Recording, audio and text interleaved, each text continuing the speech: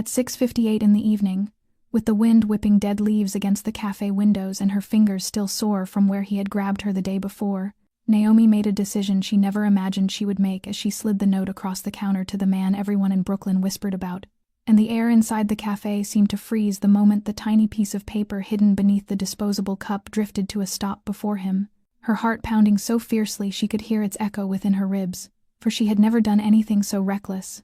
especially when the man standing at the counter carried an aura so cold it made the entire room seem to shrink back. Julian Rivera looked nothing like any customer who had ever stepped into Cypress and Oak, with his tall frame, the dark coat still dampened by the autumn wind, and eyes sharp enough to read the thoughts of anyone they landed on while simultaneously making them want to retreat. And Naomi did not dare lift her gaze as she stepped back the moment Julian's fingertips brushed the paper cup, a current of electricity running down her spine, not from attraction, but from the fear that he would see the panic she was hiding behind her eyes, because she knew things could go terribly wrong, that this might be the most foolish decision of her life, yet she also knew the trembling girl curled in the corner needed someone to stand up for her. And when Naomi glanced over and saw that faint flicker of hope in the girl's terrified eyes, she understood it was already too late to turn back. Julian lifted the cup, turning it slightly, and in the brief pause that followed, Naomi could swear the temperature in the cafe dropped another degree as his gaze rose to meet hers, his sharp eyes studying the way the warm cafe lights played against her dark complexion, cutting clean through the fragile calm she was struggling to hold on to, leaving her feeling stripped bare, as if he had read the entire story of her life in a single breath. Yet she stayed still, one hand hidden behind her back to mask its trembling, until he finally spoke, his voice low and cold, a single word twisting her stomach into a knot. Who? And in that moment Naomi understood she had stepped into something from which there was no return. In that charged moment, when the entire cafe seemed to hold its breath and watch every smallest movement, if you are listening to this story and feel your heartbeat falter the way Naomi's did beneath Julian's unblinking gaze, then please subscribe to our channel, like and share, so you will not miss any of the twists that lie ahead. And tell us where in the world you are listening from. Leave a comment below to let us know which corner of your life this story has found its way into, because every period, every line you write, is a way for us to feel the warmth of the hearts following this journey filled with tension, turmoil, and mystery. Julian said nothing more, yet his gaze never left Naomi, as though he were weighing whether she was reckless, foolish, or something far more dangerous, and he held the cup in his hand with those long fingers turning it slightly, the line she had written still intact beside the cafe's logo, while she felt each breath catch painfully in her throat as he turned his head, his sharp gaze sweeping across the room, scanning every face and every corner like a predator catching the scent of blood. And then he saw her, the girl in the corner, small, pale blonde hair loosely tied, eyes wide with panic, and Julian's stare lingered on her for less than 2 seconds, but long enough for his expression to shift, not softening but sharpening.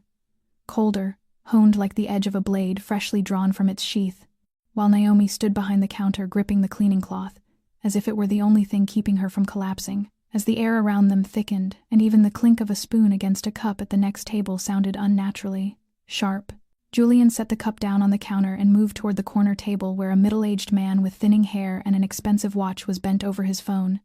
and Naomi glanced at the security monitor behind her, the black and white display revealing every corner of the shop as her heart hammered at the sight of Julian approaching like a soundless shadow.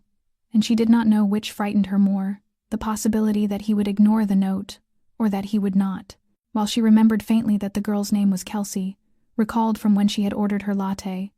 when she had still been smiling, though now she looked as if one touch might shatter her into 100 pieces, Julian reached the table and at last the man looked up,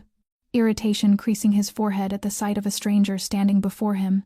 but that irritation turned to recognition in an instant, recognition then fear, and although Naomi could not hear a word, she saw the man's lips move, saw him attempt to rise before freezing again when Julian tilted his head ever so slightly, and she saw Kelsey's eyes dart in frantic patterns before landing on Julian, as though trying to decide whether he was a new threat or her only chance, and Julian said something very short, just a single sentence,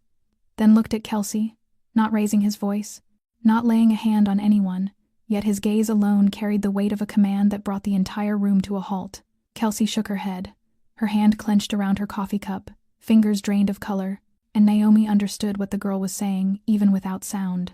that she did not want to stay, and Julian looked again at the man, and from where Naomi stood she could see only the angle of his face, yet she knew his eyes had changed, no longer cold as steel, but burning low like a banked fire rising into anger. And with unhurried precision Julian leaned down and spoke again, almost a whisper. But Naomi saw the man's hand begin to tremble, saw him swallow hard as his face blanched, and then in a sudden, almost primal reaction he lurched to his feet, bumping the table, stammering apologies before stumbling out of the cafe, as if pursued by something he could not outrun. No one in the shop spoke, the regulars lowering their eyes to their laptops and phones to avoid involvement, while Kelsey remained seated, stunned, staring after the man's retreat before turning slowly to Julian, and Julian looked back at her not with threat but with an expression Naomi could not decipher, a mix of contemplation, assessment, and something that resembled protection, and though he neither smiled nor spoke, he stood there like a wall between her and the world. And while Naomi still did not understand who this man truly was, she knew one thing with absolute certainty. He was not someone people should ask for help, yet he was also the only person capable of making a man like Kenneth flee without lifting a single finger. Julian stood motionless beside the table for several seconds, his gaze fixed on the man called Kenneth, every muscle in his face held perfectly still, as though he were waiting for his opponent to expose his true nature. And Kenneth tried to rise, but his legs no longer obeyed him, his entire body stiffening as if some invisible force had pinned him in place, swallowing hard with his back curved like a small animal. Realizing too late it had wandered into a predator's territory as he stammered, "I don't know who you are, but I didn't do anything wrong. I was just talking to her," his eyes darting around the cafe in a desperate search for sympathy that no one offered, their silence only deepening his unease. While Julian did not respond immediately but instead turned to Kelsey, lowering himself to her level as she trembled, his voice so deep and steady that even Naomi felt a chill run through her as he asked her name. And when she whispered Kelsey and he asked whether she wished to stay here, the girl shook her head quickly, her hair falling forward to hide the shimmer of tears as she whispered that he said if she left he would contact her father, would make her father lose his job, her voice breaking apart, and Julian turned back to Kenneth, his tone not raised yet, cutting through the air like a blade as he said, "Threatening a young woman to force her to sit with you in a cafe is not talking," prompting Kenneth to force a tense smile as he lifted his hands in feigned innocence, insisting Julian misunderstood and that he was only helping her family, that her father owed him money, and he was simply here to discuss things politely. But Julian's silence as he pulled out the chair opposite Kelsey and sat down made Kenneth retreat half a step without daring to leave, and with his hands clasped loosely on the table and his eyes locked on Kenneth, Julian repeated the word discuss, as though tasting its falseness, adding that this so-called discussion seemed to include snatching her phone whenever she tried to call someone,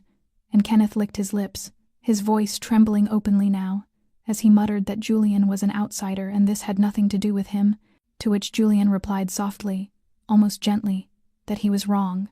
that when a man corners a young woman and forces her to stay by threatening her family, it does concern him, prompting Kenneth's brittle laugh as he tried to regain control, insisting Julian had no idea who he was, and Julian responded that he knew him better than he thought, pulling his phone from his coat pocket and typing a few quick lines without breaking eye contact before saying, "This girl owes you nothing now. I just paid the full amount you claim her father owed, and if I hear that you approach her, her family, or any other girl in this filthy way again,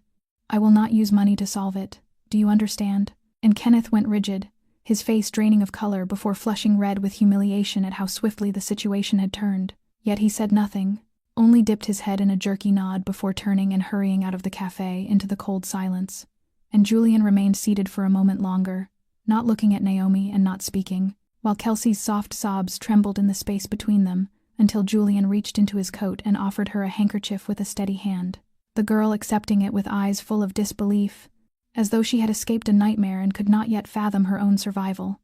Whispering a broken thank you to which Julian replied no need as he rose gently, telling her to go home, not to see that man again, and if he comes after you, call this number, handing her a small card Naomi could not read but knew was no ordinary business card, and Kelsey clutched it as if it were a lifeline before hurrying out of the cafe, glancing back every few steps as if still unsure she was safe, while Julian stood still until she disappeared from view and only then walked back toward the counter where Naomi waited, her hands gripping the worn cloth, his eyes sweeping over her neither cold nor warm, more like someone reading a book whose genre he had yet to determine, and Naomi felt her mouth go dry, yet she could not look away, knowing she had met many kinds of people in this cafe with many kinds of energy. but never anyone like Julian Rivera, and the only reason she did not fear him in this moment was because she had just watched him protect someone else, as though she were his own blood, even though they were strangers. Julian stopped in front of the counter, his gaze never once leaving Naomi, as though he were studying every smallest movement to understand why a young woman would dare do something most people would never even imagine. And Naomi held his eyes even as her chest still trembled with adrenaline that had yet to ebb, her breath unsteady as if she had just swum through a deep, freezing current whose far shore had not fully emerged, while Julian remained silent at first, reaching for the cup she had handed him earlier, turning it slightly, his fingertip brushing the line of writing that had shifted the course of the entire evening, and he asked whether she wrote this out of kindness or because she had once been the girl in the corner. The question delivered evenly without accusation, yet sharp enough to make her heart ache, and she did not answer immediately, lowering her gaze before exhaling slowly and saying both, part instinct, part memory, and Julian nodded with slow deliberation, showing neither surprise nor pity, which was the very thing that struck Naomi most, for he did not look at her as someone fragile, but as someone who had stood up, and in that moment the armor she instinctively raised around strange men loosened just slightly. He asked why she believed he would do anything at all, and Naomi replied that it was because he did not look away, that she had seen clearly he could have ignored it the moment he walked in, but he read the message and stopped, that ordinary people would flinch or fear or turn away, and he was not ordinary, to which Julian answered that he was not, and for the first time something like the ghost of a smile flickered at the corner of his mouth, subtle enough that she could not be certain yet softening the eyes she once believed incapable of holding light, and she knew she had gambled boldly, for if he had been anything like Kenneth she might have fallen into far greater trouble, yet he was not, and somehow she had known that from the instant he stepped into the cafe. Julian glanced around once more before pulling from his coat a black card, heavy stock, no name, no title, only a single line of embossed numbers, sharp and cold, sliding it across the counter as he told her that if there is a next time she should not write on a cup, she should call this number so she would not have to risk herself the way she had today. And Naomi took the card, her fingers brushing his, a touch that startled her not from fear but from the strange stillness it carried, and she nodded, tucking it into the pocket of her apron, as she said she did not know if there would be a next time, but she thanked him for tonight. And Julian stood silent for a moment, his expression softening slightly, as though he were stepping back from the role of executioner, his voice low and hushed as he said no one should thank me for doing the right thing, before he turned toward the door, the bell above chiming softly as if even the wind outside had paused to listen, and Naomi watched his figure fade into the darkness settling over Brooklyn, realizing for the first time in many months that her hands were no longer shaking. Naomi remained standing behind the counter long after Julian had disappeared from view, her hand resting over the pocket of her apron where the cold black card lay still like a quiet reminder, and no one in the cafe said a word as another gust of wind hissed against the glass, sending a few dry leaves skittering across the outside wall, while the warm yellow lights inside made the drifting specks of dust seem to float more slowly than usual. She wiped the counter for the third time, though it was already spotless, before slowly removing her apron and hanging it on the hook behind her, as though closing a ritual at the end of the day. Yet her mind stayed wide open, like a door no one bothered to shut, and she stepped into the storage room, pretending to check inventory, but truly needing a space quiet enough that no one would hear her uneven breathing as memories surged back. The image of Kelsey curled in the corner, slicing into a part of her past she thought she had locked away forever, and she remembered the old dining table in the fourth-floor apartment in East Harlem, the flickering light over dinners because the wiring was old, the way she flinched every time a window slammed in the wind, and she remembered how Darius had once been gentle, the man who made her believe she was worthy of love, the man she once loved, the man she once convinced herself she only needed to try harder for, be more patient with, until the first time he shattered a glass because the chicken was too salty and everything began to slip after that. A slap after dinner, a hard shove when she asked about rent money, and then that freezing white night, when he pushed her against the wall so violently that her left cheek stayed swollen and purple for a week. She remembered the numbness upon waking in the hospital, the doctor's soft but clinical voice saying she had a mild concussion and might need overnight observation, her mother crying at the foot of the bed, and Darius nowhere to be found, and she told the police nothing, not that time or the next, repeating the lies victims often repeat. Lies the girl in the cafe might have spoken too if Julian had not stepped in, saying she had slipped down the stairs or hit the cupboard door or fallen asleep on the floor, and those little lies carved away pieces of her until the night he smashed her head into the bathroom mirror, so hard it shattered and blood streaked the toothbrush handle and the tiles, and that was when she left without a suitcase, without reclaiming her things, without looking back, carrying only a small purse, her wallet, her documents, and the $600 hidden in the lining of her shoe for emergencies. She stayed with a friend, then found work as a barista at Cypress and Oak, spending the last 3 years rebuilding her life brick by fragile brick, with no love, no attachments, only work, books, and a small room above a laundromat. But tonight, when she saw the look in Kelsey's eyes, when she saw that girl look at Julian the way she once looked at anyone who might have saved her, everything inside her trembled. Not only from memory, but because for the first time in years, the presence of a man did not make her want to run. Julian Rivera, a name that carried danger in a way unlike any she had known, not the fear of being hurt but the fear of being seen too clearly, too deeply, stripped of the defenses she had spent years constructing, for he was dangerous, yet he chose to rise, chose to help, and that stirred her heart more violently than any scream or slap from her past. So when Naomi left the storage room and returned to the counter to clean slowly, she noticed the bruise on her wrist left from Darius's grip the day before, still vivid, and she stared at it for a long moment before reaching into her pocket, taking out the black card and placing it on the counter where the light fell brightest, not because she planned to call, not now, but simply to see it lying there, a reminder that she did not have to be alone anymore, and that even if the past had marked her, the present could begin again from one act of courage, just a single line on a cup that opened a door she once believed she would never have the strength to walk through again. Naomi unlocked the cafe the next morning as usual, the sky still muted and heavy, fog settling over the low rooftops of Brooklyn, while the fresh paint on the Cypress and Oak sign carried a faint damp scent from the night before, and she brewed the first cup of coffee at 6:13, nodding to a few familiar faces and offering the measured smile she always wore, though inside she was wrestling with a nameless feeling, something between restlessness and instinctive caution, like an ancient warning stirring in her bones of a storm approaching. By 8 o'clock she wiped down tables while glancing toward the door, seeing nothing unusual on that cold Friday morning until the bell over the entrance chimed again, a familiar sound that today struck her heart off rhythm, because the man who stepped inside was neither a regular nor Julian but Darius, and she recognized him instantly, despite the unfamiliar coat and shorter hair, for no survivor ever forgets the face of the man who once frightened her into living with ghosts, and he stood there as if no time had passed, his gaze sweeping the room before locking onto her, making her step back the slightest bit, as her hand tightened around the cloth until it nearly tore. Darius smiled, that tilted smile she once knew too well, saying he only wanted to talk and she didn't need to be afraid, his voice soft but each word sliding out like a sharpened, rusted blade, and she wanted to scream yet her throat sealed tight, unnoticed by the customers lost in their laptops and headphones as he approached slowly, deliberately taking up space until she had nowhere left to retreat, murmuring that he'd heard she had a steady job now and that it suited her, and when she remained silent, watching his hands, he tapped the counter lightly, a touch that made every muscle in her body lock, asking whether she wasn't going to offer him a coffee or whether she only served a different type of man now, his voice low and mocking enough to churn her stomach. She opened her mouth to speak, but the bell chimed again, and the world seemed to tilt as Julian walked in, not hurried but with eyes that immediately swept the room, absorbing every detail, and when his gaze landed on Darius, he needed no questions, no explanations, for comprehension flashed through him instantly as he strode toward the counter with a quiet authority that made each step reverberate,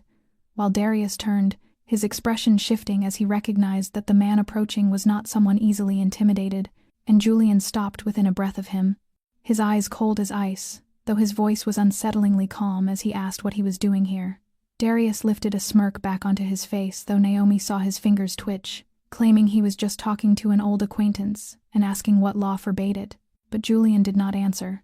only tilted his head toward Naomi and asked if she was all right, and she nodded faintly, though her eyes betrayed her fear, prompting Julian to face Darius again, with a gaze darkening like a storm, as he said she did not want him here and he should leave. Darius laughed, though the sound had lost its confidence, asking what if he didn't,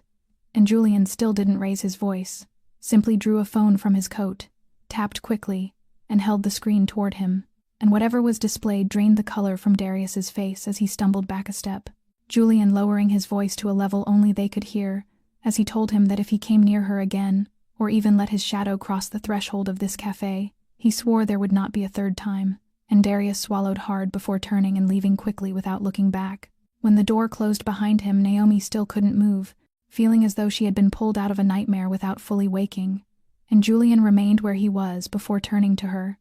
their eyes meeting as she let her guard drop for the first time, offering a small nod that held the weight of her gratitude without needing words, because Julian did not need her entire story to understand enough, and for the second time in 2 days he had stood between her and the past she once believed she had escaped. After Darius left the cafe, the air remained thick, as though a layer of smoke had yet to clear, and Naomi stood behind the counter with her hand gripping the wooden edge until her knuckles blanched, her heart still pounding wildly as if her body had not yet received the message that the threat was gone. Julian remained there as well, silent, watching her with a steadiness that never crossed into intrusion, yet also never drifted away, unhurried, not pressing, simply waiting for her to breathe normally again. And when Naomi finally exhaled a long, trembling breath, she quietly turned her back, wiping the counter as if the motion could erase what had just happened. But Julian did not allow her to retreat into habit. "We need to talk," he said, his voice even and low, carrying no anger yet carrying enough gravity to tell her she could not avoid the conversation. And though Naomi did not answer, she nodded and gestured for him to follow her into the small break room behind the counter, the door closing softly behind them and leaving only the faint dripping of coffee and murmured conversation out front. While Julian stood in the cramped space, the overhead bulb casting sharp lines across his face, and Naomi sat in the single chair with her hands clasped tightly together, saying he shouldn't know I'm here, that she hadn't told anyone, hadn't posted anything, hadn't contacted old friends, that she had been careful with every step, and Julian nodded without suspicion, simply listening as she went on, saying, "He found me anyway, and he'll come back, and next time you might not be here." Her gaze locked firmly on his. Julian stepped closer, his voice dropping lower as he said, "Then don't let there be a next time," telling her he had an apartment above a secured building with guards, passcodes, and controlled entry, that she could stay there for a while, and Naomi let out a small laugh, not from amusement but from disbelief at words that sounded like an invitation into another world entirely, saying she wasn't used to living with guards and surveillance cameras, that she was a barista, not a witness under protection. But Julian didn't smile, his eyes softening instead as he told her it wasn't because she was a barista, but because she was a target. Naomi fell silent, knowing he was right, knowing Darius hadn't come merely to intimidate but to reclaim, to reassert control, and this time he would not stop, yet moving, leaving the only place she had felt free in 3 years, seemed impossible. And she looked at Julian for a long moment before asking softly why he cared, and Julian didn't answer immediately, his eyes in that brief silence no longer the eyes of a man who inspired fear with a single glance, but of someone who had known hurt, saying, "Because I know what it feels like to be hunted, and I know what it feels like to have no one step in." Naomi bit her lip, her heart beat loud in her throat, something in those words reaching her in a place she rarely let anyone near, and part of her wanted to refuse, wanted to say she was fine. She had survived this long without help, but another part, small and worn down and tired, wanted nothing more than a single breath without checking over her shoulder, and she exhaled slowly, closing her eyes for a moment before nodding. "Just a few days," she said, and Julian nodded back, not triumphant but quietly relieved, pulling out his phone and typing a few lines before telling her a car would come at 11 tonight, unmarked, driven by a man named Luis, who would ask for the password hazelnut, and if she didn't hear it, she should not get in. Naomi memorized each detail as though it were a survival code, understanding she had just crossed another threshold, leaving behind the familiar counter and the warmth of a cappuccino cup for a new reality in which she had chosen to trust a man whose name Brooklyn spoke in wary whispers. Yet she also knew that if she did not take this step now, there might not be another, and the next time might be the end. Naomi stepped out of the unmarked black SUV at exactly 11:15 that night, the Brooklyn wind cutting through her thin coat and making her shiver, though what truly unsettled her was the absolute stillness surrounding the building where she would be staying. No one waiting outside, no prying eyes, only a glass door reflecting the washed-out glow of the streetlights and, beyond it, an empty reception desk and a keypad glowing with a cold blue light. The man named Luis stepped out, opened the door, and guided her inside without questions or paperwork, leading her down a long hallway to a private elevator secured by the keycard Julian had given her as she left the cafe. And when the doors opened onto the top floor, Naomi almost forgot to breathe, for the apartment unfolding before her belonged to a world far removed from her own, with polished walnut floors, floor-to-ceiling windows, soft ambient lighting, and the faint scent of new wood wrapping itself around her senses. Not ostentatious but curated with a precision that made her feel suddenly foreign, and she set her bag carefully on a leather chair by the window, her gaze sweeping every corner as if the place might swallow her whole, when Julian's voice drifted from the open kitchen, saying she had arrived earlier than he expected. She turned to find him pouring water into 2 glasses. Coat hung, sleeves rolled to reveal strong wrists, his expression so calm she couldn't tell how long he had been there, and after hesitating she approached, telling him she didn't know whether to feel grateful or afraid, to which he handed her a glass with a faint hint of a smile, and said both were reasonable, and she sat opposite him on a long sofa, exhaling as the softness pressed gently against her back, asking whether this apartment was his, and he nodded, sitting beside her with a careful measure of distance, telling her it had belonged to his mother who had died 7 years earlier, and that he had kept everything as she left it except for a few pieces of furniture. Naomi studied him, struck by the way he spoke of such a loss, as if it were merely a sentence in a much longer story, and she asked what kind of person his mother had been, which he did not answer immediately, his gaze drifting toward the windows where the city lights shimmered like threads of gold woven across the night. As he said, she had been the first and only person bold enough to slap him after he broke the arm of a boy who had hit his girlfriend in high school, and Naomi raised her brows, uncertain whether to laugh or stay serious. But Julian went on, saying his mother told him real strength wasn't about making people fear you but about defending what was right even when no one stood with you, and he admitted he had hated her at the time because he was young and foolish. Yet now, whenever faced with a difficult choice, he still asked himself what she would say, and Naomi looked at him for a long moment before asking softly what his mother would think of him, bringing a stranger here and letting her stay in her home, and Julian met her eyes with a gentleness she had never seen in him before, as he said she would tell him that if he didn't bring her here, she would come back herself and drag the girl up the stairs. Naomi laughed, a small, genuine sound, breaking through days of tension, before quiet settled around them again as she looked down at her hands and admitted she wasn't used to help,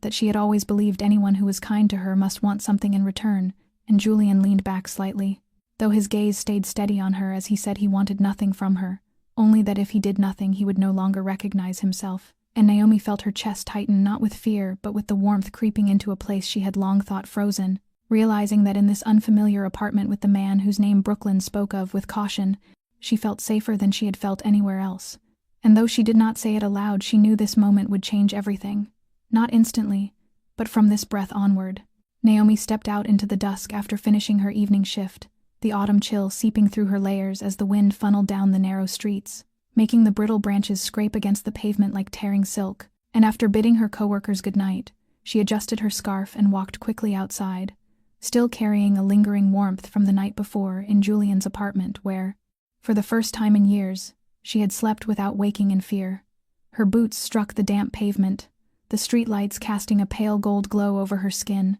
and she passed the corner with the old bookstore, having texted Louise to wait a block away because she needed the sharp bite of the cold air to clear her head before getting into the car, before turning into the alley that led to the parking lot, everything as quiet as usual, until a ripple of wrongness crept up her spine at the sound of uneven footsteps behind her, slow, heavy, deliberate, and when she turned she saw no one,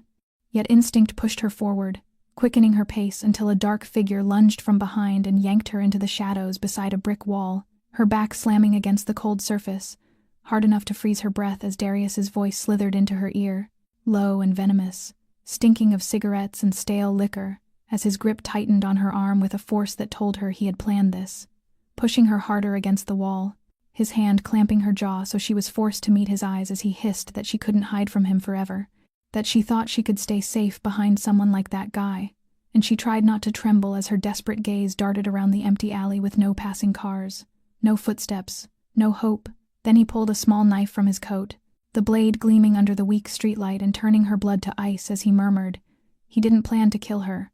only to leave a reminder of who decided how she lived, and as he raised the knife a loud screech echoed from the end of the alley, where a black car slid to a stop, its headlights blasting across Darius's face and halting him mid-motion,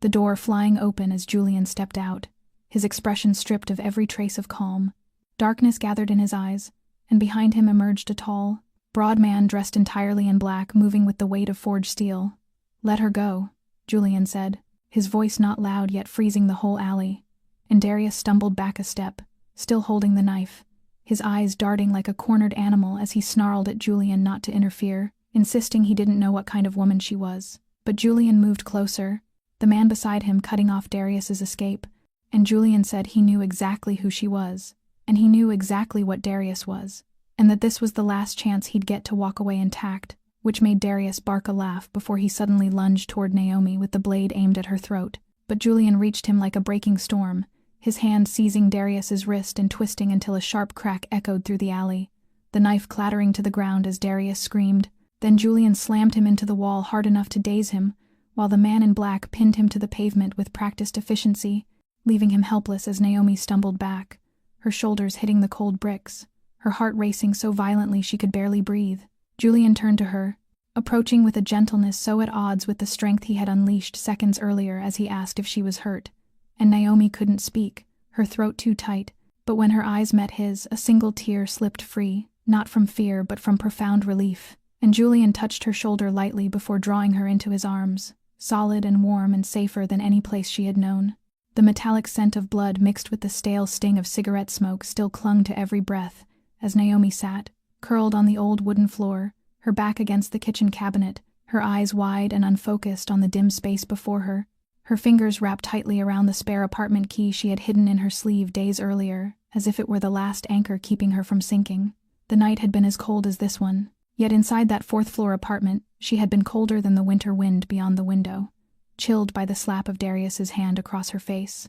by the way he looked at her as if she were a worn-out possession stripped of worth, chilled most of all by the realization that she had no one left to call, nowhere left to run. It had begun with a small question, nothing more than Naomi asking why he came home so late, why his shirt carried a strange perfume, why his phone vibrated without him answering, and she had never meant to interrogate him, yet the moment the last question left her lips, the teacup in her hand shattered against the floor, porcelain cutting her ankle before a hard punch drove into her stomach and dropped her to her knees. The air knocked from her lungs.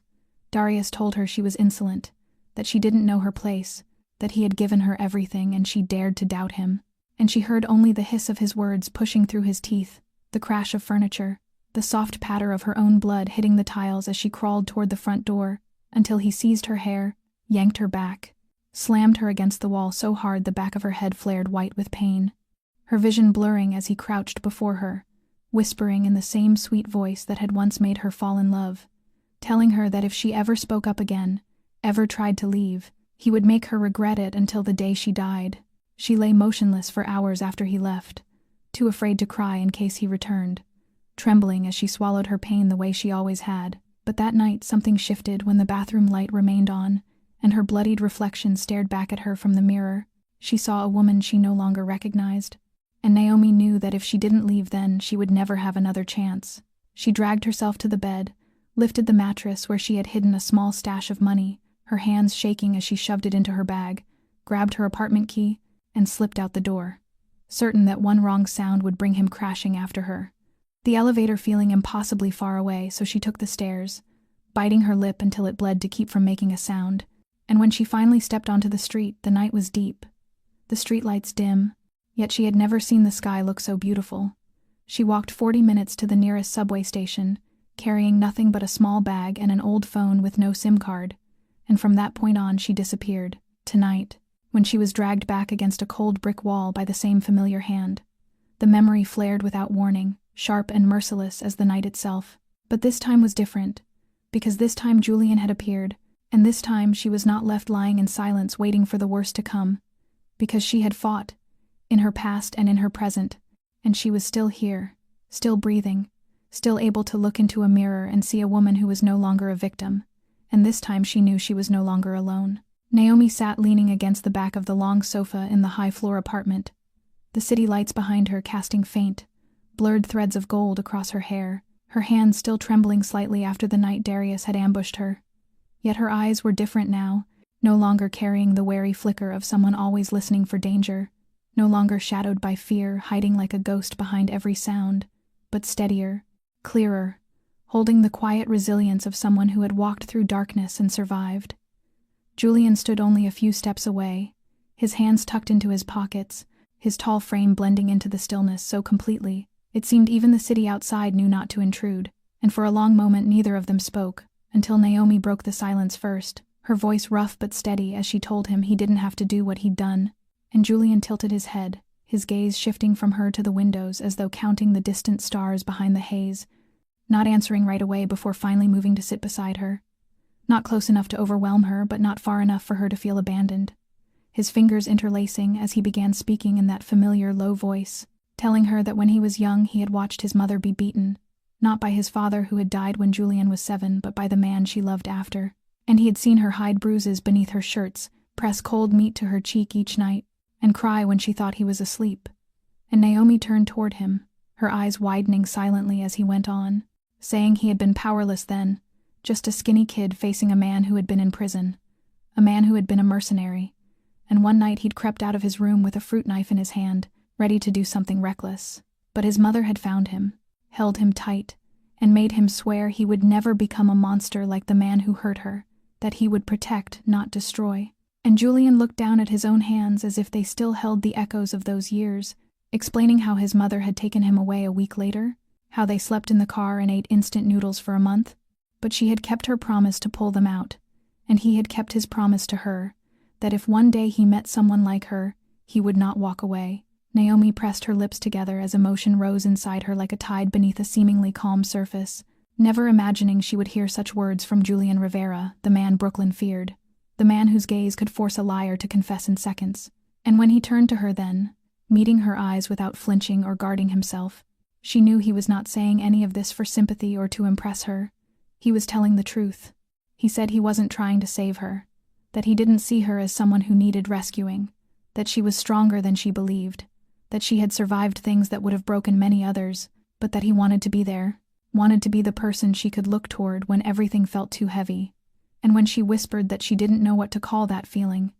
he placed his hand gently over hers, pausing long enough for silent permission. And when she didn't pull away, he gave a quiet, steady squeeze as he said they could call it love, that he loved her not because she was fragile, but because she had been strong for far too long, and asked her to let him be the one to help her breathe, just this once. A tear slipped down Naomi's cheek, not from pain, but from the realization that a wound buried deep for years had finally been seen. And in that moment, between the darkness and the glow of the city outside, she let herself lean into him, for the first time in her life no longer thinking about how she needed to brace herself just to survive. The engagement party unfolded inside a riverside mansion in southern Brooklyn, where warm golden lights washed over the old stone walls, and the water shimmered like a long silk ribbon drifting through the night. And Naomi, dressed in the wine-colored silk gown Julian had chosen for her simple, elegant, quietly striking, walked beside him with his hand resting lightly at the small of her back, an invisible anchor steadying her as heads turned to look, some offering polite nods, some exchanging wary glances, and others not bothering to hide their judgment. She was no stranger to gatherings like this, yet it was the first time she stepped into a world she had only ever heard about in whispered rumors, a world where handshakes equaled loyalty, and a single misplaced glance could carry consequences that could not be undone. And Julian reassured her with a gentle squeeze at her waist before leading her through the room, introducing her as his fiancée with a voice that held not the slightest hesitation, while Naomi smiled, shook hands, kept her posture straight and her expression calm as though she had always belonged here, even while every step felt like walking a tightrope. Everything went smoothly until an older man approached, tall, lean, sharp-eyed with silver-streaked hair and a half-smile that revealed neither goodwill nor warning, and Julian's tone deepened slightly as he said this was Uncle Vincent, the man who taught him how to hold power without needing to speak. And Naomi offered her hand, but Vincent did not take it immediately, studying her longer than necessary before giving a thin smile and saying, Julian's fiancée was impressive, beautiful, composed, and clearly not the sort of woman content to stand behind a man, and though Naomi kept her smile, her spine tightened, when his gaze skimmed her face as if peeling back every layer of her past. He leaned in, speaking softly enough for only her to hear, saying Brooklyn was small and that he believed he had seen her years ago in another place, a place not meant for girls like her. And Naomi froze, her heart clenching in her chest, knowing he was neither joking nor mistaken, but deliberately tapping the memories she had buried so deeply, and she said nothing, only pressed her lips together and lifted her chin to keep herself from breaking in front of these people. While Julian sensed the shift in her, his eyes flicking between them before he moved subtly to block her from Vincent's view, asking what he meant, his voice stripped of its usual gentleness. Vincent shrugged, pulling a cigar from his vest pocket but not lighting it, simply rolling it between his fingers as he said it was nothing, that old men tended to remember old things, that perhaps he was mistaken or perhaps not, and that caution never hurt, before turning away and leaving behind a silence so heavy it felt tangible. And Naomi turned her face aside so Julian wouldn't see the redness building in her eyes, needing space, air, and time to keep her heart from splintering in the middle of this powerful crowd, while Julian asked no questions, only took her hand and squeezed gently, an unspoken vow that he would stand between her and whatever ghosts rose from her past. But Naomi knew that once the past had been spoken aloud, it would not stay buried, and she was no longer certain that what they felt for each other would be strong enough to weather the coming storm. Naomi curled herself into the long window seat of the apartment, the faint amber glow from the bedside lamp casting a soft line of light across her shoulder while rain had been falling since they left the party, steady and relentless. But the storm inside her raged louder than any thunder outside. Julian stepped out of the dressing room, his vest and jacket gone, his tie loosened, yet tension still carved itself into his expression as he stood there watching her for a long, heavy moment before he sat down across from her, the quiet space between them so still that every raindrop striking the glass seemed amplified. And though she didn't lift her head, she could feel his gaze, searching gently yet persistently through the layers she had built to protect herself. "You've met Vincent before, haven't you?" he asked, not sharp, not accusing, but enough to chill her spine as she gripped the fabric of her dress and inhaled deeply before nodding. "I know him," she said softly, "not well, but enough for him to remember my face." Julian did not react immediately, only sat unmoving, waiting for the pieces he sensed she had not yet spoken. And when Naomi finally raised her head, her eyes were red but dry. "I never told you everything, not because I don't trust you, but because I thought silence would make things simpler, less dangerous. But now I know silence can kill the best things too," she whispered, and Julian still didn't speak, though his eyes softened just enough for her to continue. "When I ran from Darius, I had nowhere to go.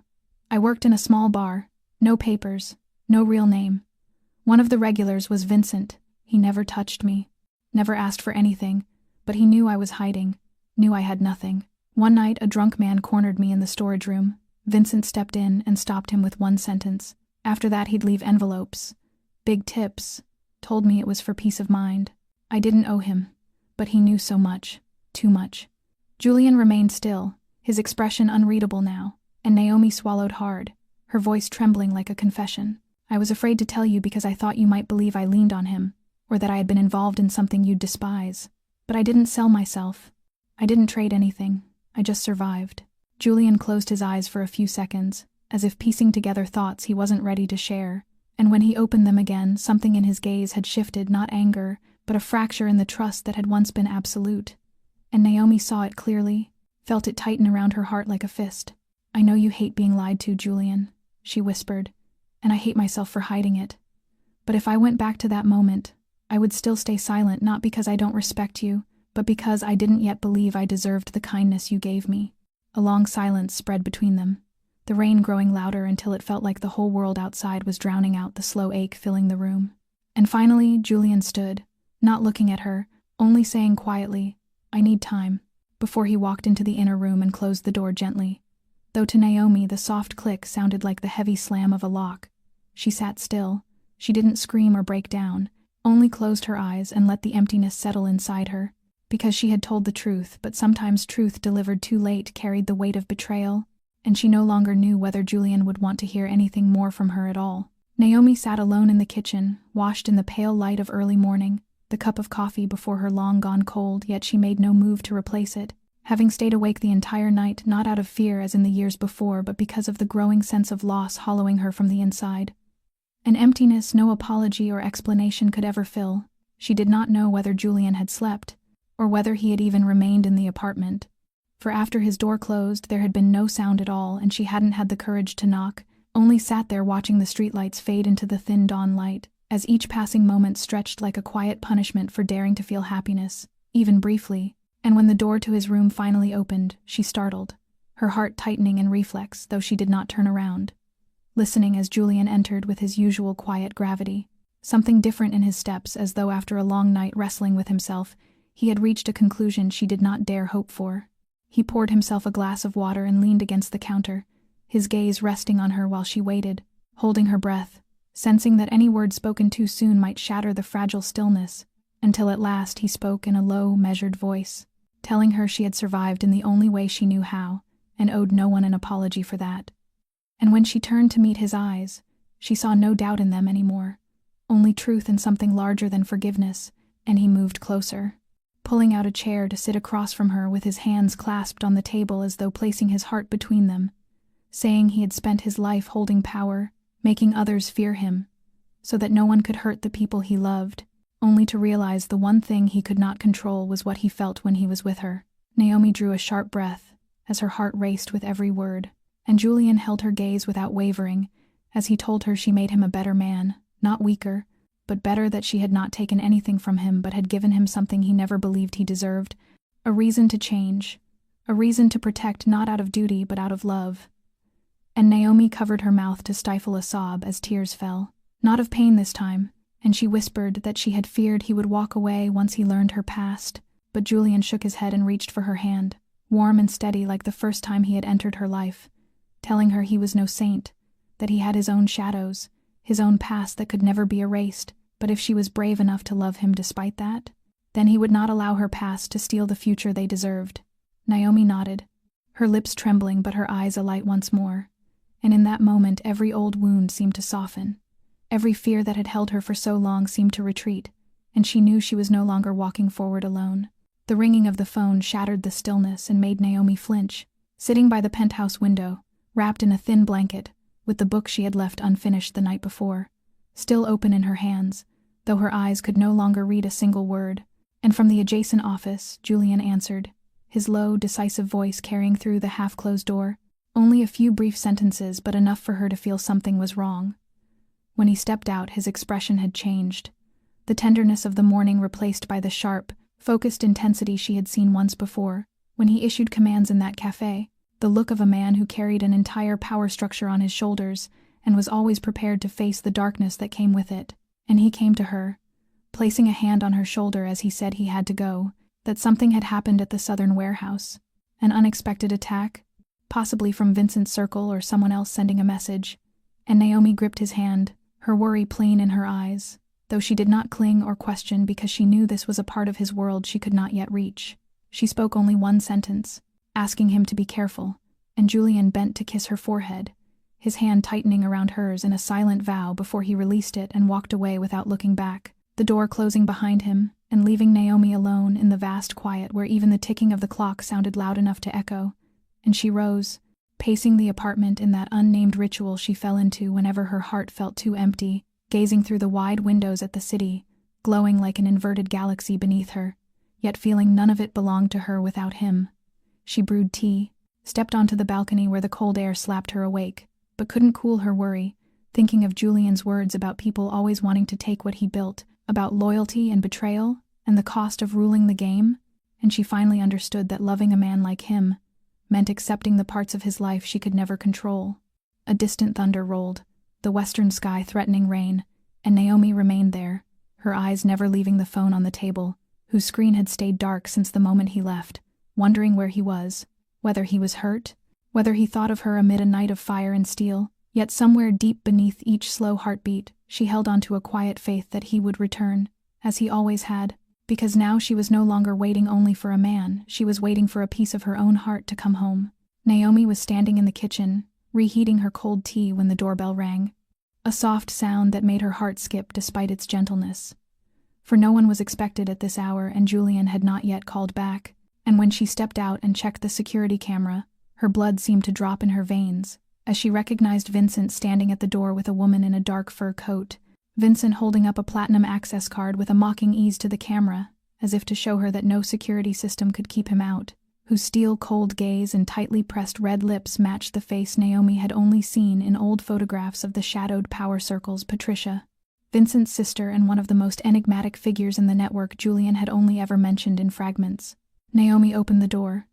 quick enough not to seem frightened yet not slow enough to look hesitant, and Vincent smiled as though he were nothing more than an old acquaintance stopping by while Patricia entered without waiting to be invited, her eyes sweeping through the apartment, assessing each wall, each trace of Julian left in the space,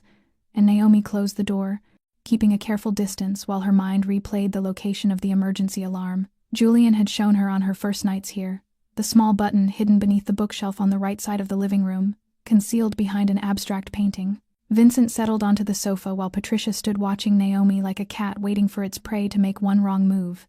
And Vincent spoke first, his voice calm, almost gentle, yet layered with something cold as he said they had not come to threaten her but to talk, because she did not seem to understand the game she had stepped into. And Naomi met his gaze steadily, her own voice calmer than she expected, as she told him that if he had come to speak about Julian, she needed to hear nothing more. Patricia's voice then cut in, slow and deliberate, every syllable shaped like a lesson she assumed everyone should already know, telling Naomi she believed loving someone like Julian was enough to alter the balance, when in truth Naomi had no family name, no clean past, no position in this world except to serve as a weakness others would exploit. And Vincent nodded in agreement, adding that she was a sentimental choice and sentiment had no place in their line of work, that she should leave not because they wished it, but because next time the knock on the door would come from someone far less polite. Naomi let out a quiet breath that almost resembled a laugh, surprised by the strange calm she found within herself as she asked whether this was a threat, and Vincent tilted his head with that familiar half-smile, saying it was a suggestion, not a threat, though she was clever enough to know the difference. And Naomi stepped back just enough to be near the bookshelf, her hand sliding behind her as her fingers brushed the lower edge of the frame, her heart pounding, though her eyes never left them, as she said she had spent her life running, surviving unseen in the dark, but she would not run now. And if they had come to tear her and Julian apart, they had come to the wrong woman. Patricia's eyes narrowed, her red lips tightening as she told Naomi she had no idea what she was gambling with, and Naomi pressed the corner of the frame slightly, feeling the faint give of the hidden button beneath her fingertip, releasing a breath so soft it was almost inaudible, as silence stretched through the room until, from far off, the sharp, intermittent chime of the internal alert system sounded the discreet signal Julian had installed, informing her that security had received her message and was on the way. Vincent rose, smoothing his sleeve with infuriating composure as he said she was playing a dangerous game, but evidently she knew how to survive it, and Patricia cast one last cutting glance at her before turning, her coat brushing the floor like a cold blade as she left. Vincent paused at the doorway, looking back to tell her to remind Julian that family always knew exactly what he was doing, and they would never allow any woman to make the empire tremble, before stepping out and letting the door close behind them. Naomi remained still for several seconds, her hand trembling lightly but her heart no longer frightened, because she had made her choice and she would not turn back. The night sky beyond the glass had darkened into a heavy slate gray, thunder rolling somewhere in the distance as though warning of the storm drawing near. And inside Naomi another storm had just begun, for after Vincent and Patricia left the penthouse, the air did not return to its earlier calm, but thickened into something weighted and foreboding, an invisible caution settling over every surface. She checked the alarm button once more, and walked slowly through the apartment, feeling as if someone were watching her through the reflections in the glass, telling herself she had triggered the security system, and that Julian's team must have been alerted by now. Yet worry seeped in like nightfall, filling the corners, the door seams, the rhythm of her breathing. A faint sound from the balcony door made her heart leap, and she spun around, eyes fixed on the glass as the silhouette of someone moved outside, and she rushed into the bedroom, pulling from the drawer the small gun Julian had left for her, her hands trembling but her gaze unblinking because she was no longer the woman who hid under beds in the years before this time she knew what to do. The shatter of breaking glass rang from the kitchen, and a man dressed in black, face covered, burst inside like a shadow made of muscle and violence, fast and predatory, and Naomi screamed, firing once, the bullet grazing his shoulder and knocking him off balance but not stopping him. So she hurled a heavy vase at him and sprinted down the hallway toward the living room. Another man had just forced open the front door, but before he could act, she kicked the door hard, sending him backward into the wall, and the air filled with gunpowder, broken glass, and ragged breath. She darted behind the dining table to keep distance as the wounded man rose, eyes red with pain, gripping a knife and advancing, and she backed toward the wine cabinet, remembering the heavy bottle Julian once joked could double as a weapon, grabbing it just in time and swinging with all her strength when he lunged,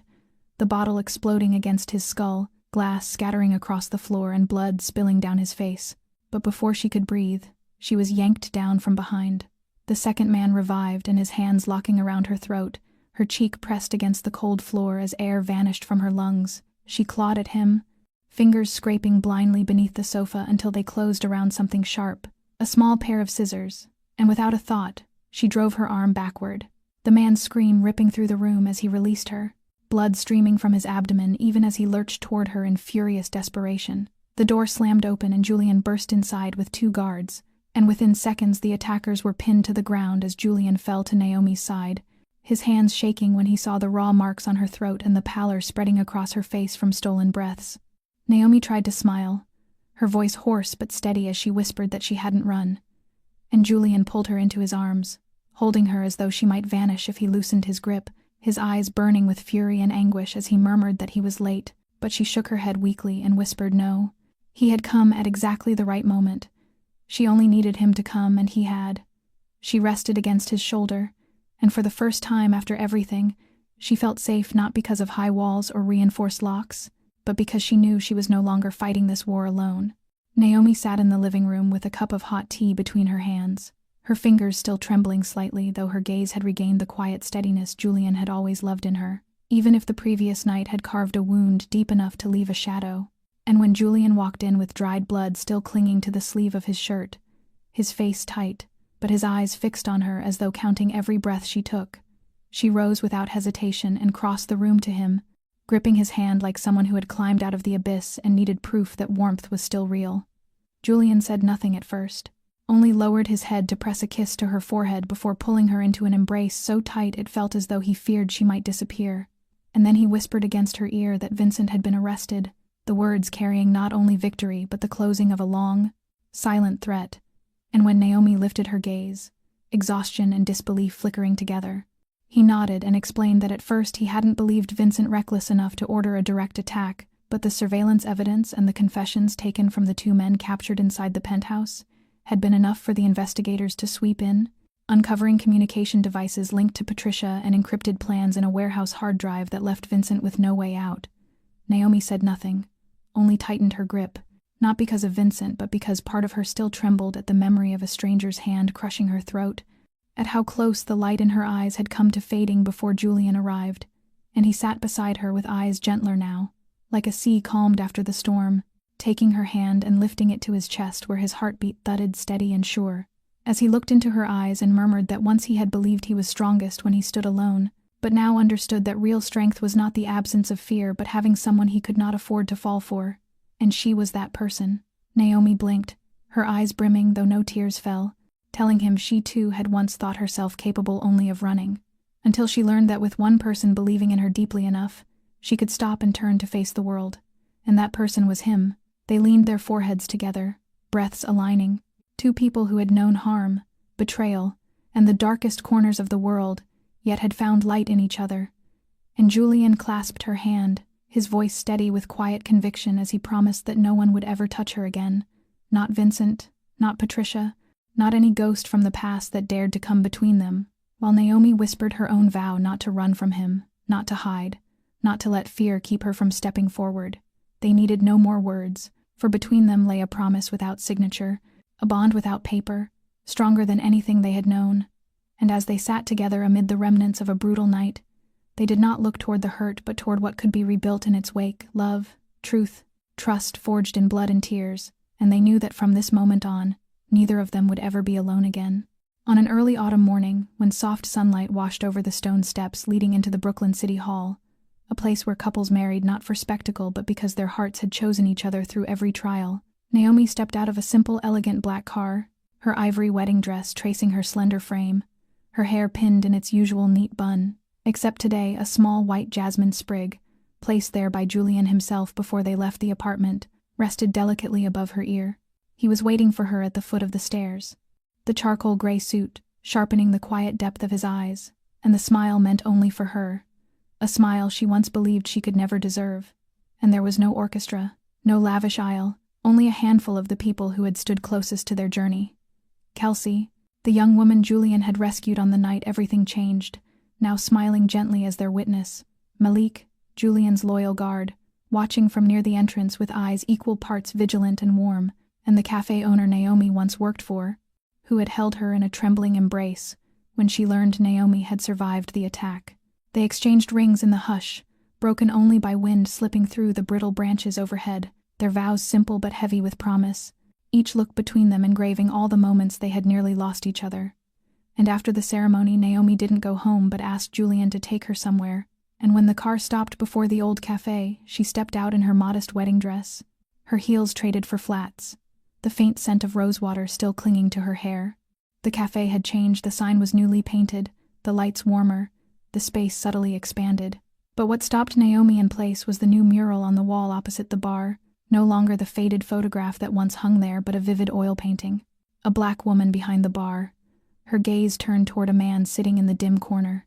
a man whose eyes carried the weight of the world yet softened the moment they found hers. It was them, the exact moment everything began, rendered in colors and strokes that tightened Naomi's chest with emotion, and Julian came to stand beside her, his arm sliding around her shoulders as he murmured that Kelsey had painted it, calling it a wedding gift and a reminder never to forget what had led them to this day. Naomi nodded softly, her eyes still fixed on the painting as her hand settled over his, the same hand that had once pulled her out of darkness, and was now helping her build something no longer uncertain. And in that moment, as the cafe doorbell chimed behind them and the scent of freshly brewed coffee drifted through the air, Naomi knew that no matter how many years passed or how much the world changed, this place, this memory, this man would forever remain an inseparable part of her. Naomi stood on the penthouse terrace where the wind drifted gently through the small trees planted in white ceramic pots,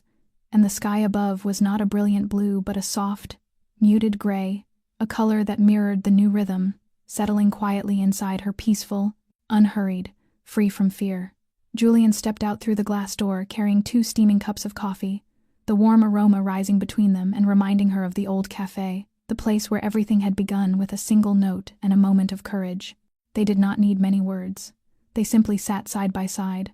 eyes turned toward the horizon where tall buildings cast long shadows across the city streets, places where so much chaos had once unfolded but now lived only as memories kept like precious lessons. Naomi wondered what her life might have been had she not written on that cup. Had she chosen silence instead? Would she still be living in her old fear? Still running? Still curled into a hollow shell untouched by feeling? But now she understood something she had never understood then. Courage was not the absence of fear, but the decision to move forward, even while fear still breathes beside you. Julian looked toward her,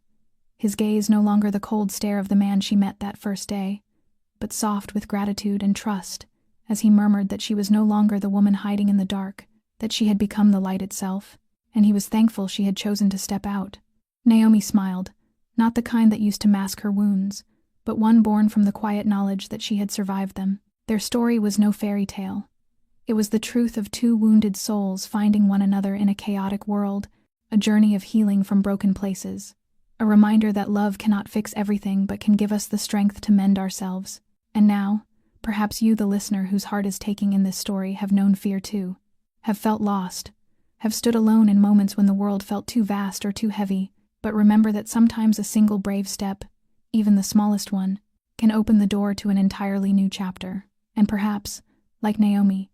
you will no longer be the one running from your past, but the one who dares to face it, to love, to trust in a future you truly deserve. How does this story touch your heart? Do you see pieces of yourself somewhere along Naomi's journey? And if so, please share your thoughts below, for we always long to hear what is true from your heart. Do not forget to subscribe to our channel, to like and share the video so that each day you can receive more tender and inspiring stories like this one. Thank you for staying with us until this final moment. May you have good health, joyful days, peaceful living, and the courage to love and to be loved. Goodbye, and we hope to meet you again in the next video.